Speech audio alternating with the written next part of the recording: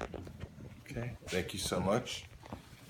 Hello everyone, my name is David Weeks and I'm here today to talk about natural disasters and how you can prepare and what are the three best ways to deal with these disasters in an urban setting. We all just went through the tropical systems, Harvey as well as Maria and other systems that hit the coastal United States and Puerto Rico. But were we ready? FEMA.gov announced 2017 that 30 days after the Hurricane Maria hit the island of Puerto Rico, only 21% of the power was restored and only 69% of the potable water was restored to the island. Now I want you to stop and think about that for a second. Put yourself and your family and your loved ones in that situation, okay? 30 days without power and possibly water. Are you prepared?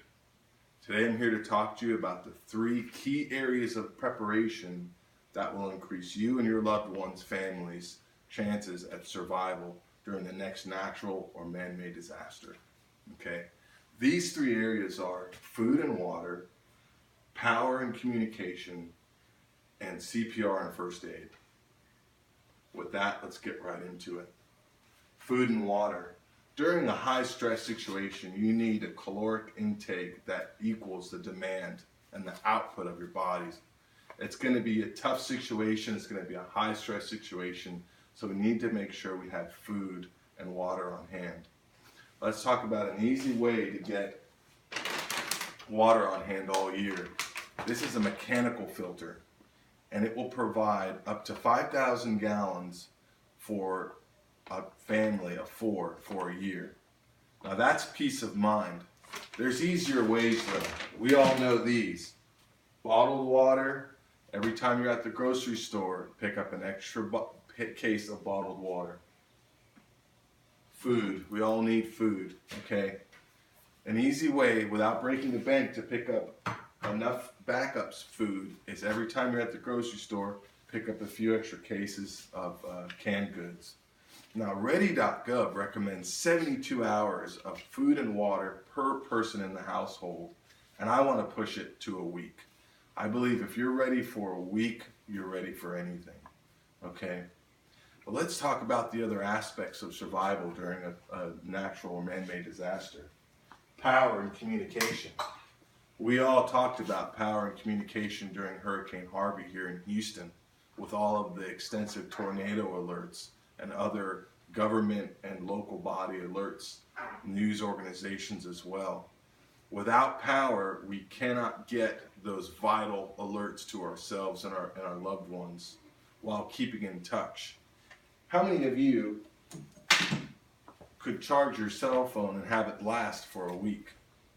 We need to talk about having enough battery power for every appliance that you would use, such as flashlights, radios to stay in touch, and other devices needed during a disaster, okay?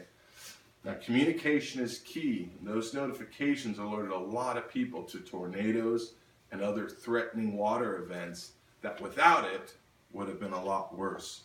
So ensure that you have a way to keep your communication open, okay? And lastly, first aid and CPR. With emergency services struggling to get to so many Houstonians here, many people found that it was them or nothing with treating these last-minute emergency at the home or during actually fleeing the home during the hurricane.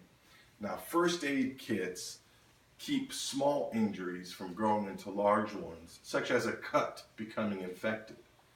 But along with first aid comes CPR, okay?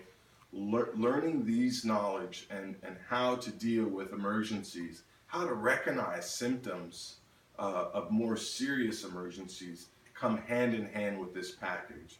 So I also like to recommend to go down to the Red Cross shelter and take some voluntary first aid and CPR classes. Together with all of these preparations in mind, you and your loved ones will be much better off when the next natural or man-made disaster strikes. An easy adage to remember is proper prior planning prevents poor performance. Thank you very much.